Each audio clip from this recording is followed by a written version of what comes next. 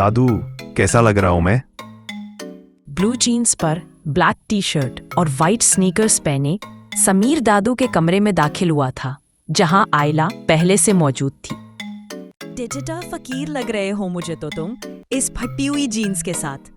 जामा मस्जिद पर बैठ जाओ, पैसे पेटीएम करा लेना आने जाने वालों से।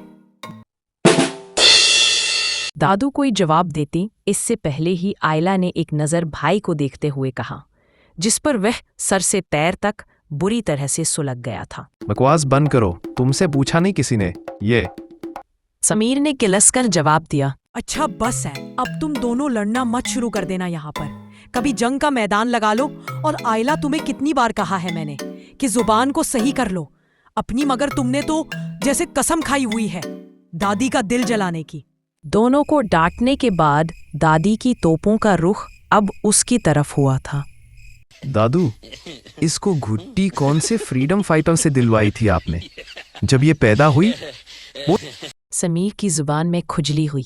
किसी ने भी दी हो, तुमने नहीं दी थी, तो अपना मुंह बंद रखो। वो आयला मुई थी क्या जो चुप रह सके? अम्मा, एक बार इन दोनों का अच्छी तरह से भूत क्यों नहीं उतार देती? हद से ही आगे बढ़े जा रहे हैं दोनों। कमरे में दाखिल होती अम्मी उन दोनों की चकचक सुन चुकी थी। झल्लाकर बोली, ये इतना बड़ा 6 फुट का भूत घूम तो रहा है हमारे घर में, और किसी और की क्या जरूरत? आयला ने भाई को घूर कर देखा। तुम्हारे जैसी पिछली पैरियों के भाई जिन भूत ही होते हैं। तो अम्मी, इसको देखिए ना आप, कितना फालतू बोलता है। हाँ, और तुम तो जैसे सारा सारा दिन आइटम बम के फॉर्मूले इजाद करती हो ना बैठकर। उन्होंने बेटी को घूरा था। से मेरी बेइज्जती किए बगैर आप लोगों का खाना हजम नहीं होता ना? जी, बिल्कुल सही फरमाया आपने। बिल्कुल नहीं होता हमारा खाना हजम। चलिए बेगम साहबा, उठिए अब इधर से और जरा चाय बनाकर ले आइए 1 कप।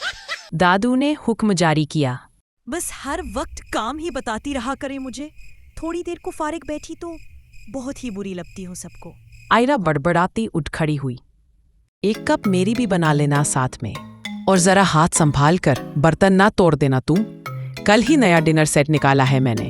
पहले वाले डिनर सेट का भी तुमने ही बेड़ा गर्क किया था। अम्मी ने पीछे से आवाज लगाई थी। घर में लकड़ी के बर्तन क्यों नहीं इस्तेमाल करना शुरू कर देती?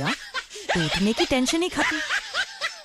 उसने झल्ला कर जवाब दिया, और अगर तुम ही इंसान बन जाओ तो उसमें हर्ज क्या है? हमारा भी थोड़ा सा फायदा हो जाएगा। अम्मी भी उसी की माँ थी। इंसान ही हूँ मैं भी। आपने कौन से दिन मुझे धूप में बैठकर अपनी बैटरी चार्ज करते देखा है? या फिर किसी दिन मैंने कंडेंसर खाए हो खाने की जगह? कहकर जल्दी पटकती वो उठी थी। तुम तो रास्ते से हट जाओ, खंभे की तरह गर जाते हो हर जगह। दिख नहीं रहे मैं जा रही हूँ। अम्मी का सारा गुस्सा उसने समीर पर उतार दिया। हाँ तो तुम कौन सा एमएलए के इलेक्शन लड़ने जा रही हो? समीर ने जलती पर तेल का काम किया था।